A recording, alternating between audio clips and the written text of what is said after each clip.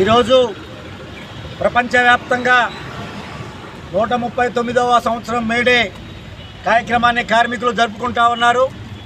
ప్రధానంగా Guntur civil supplies దిగుమతి ముఠా కార్మికుల ఆధ్వర్యంలో మేడే జెండాని ఆవిష్కరించడం జరిగింది. ఈ సందర్భంగా కార్మిక వర్గానికి సిఐటిగా పిలుపు. ప్రపంచంలో ఉన్నటువంటి కార్మిక వర్గం మొత్తం కూడా ఒక వర్గంగా కావాలని మేము కోరుతా ఉన్నాం. అదే సందర్భంలో పోరాడితే పోయేదేమీ లేదు, బానిస సంఖ్యలు తప్ప అనే సూక్తి ఆధారంగా ఈరోజు విశాఖ స్టీల్ ప్లాంట్ కార్మికులు దాన్ని రుజువు చేస్తూ ఉన్నారు. దాదాపుగా విశాఖపట్నం స్టీల్ ప్లాంట్ని అమ్మకానికి పెట్టి కేంద్ర ప్రభుత్వం 3 సంవత్సరాలు అవుతూ ఉంది. కానీ దాన్ని అమ్మటానికి కేంద్ర ప్రభుత్వం ముందుకు రాని నేపథ్యం. దీనికి ప్రధాన కారణం ఆ స్టీల్ ప్లాంట్లో ఉన్న కార్మికులందరూ కార్మిక సంఘాల ఆధ్వర్యంలో ఈరోజు పెద్ద ఎత్తున ఆందోళన చేస్తూ ఉన్నారు. అదే మనకు స్ఫూర్తి.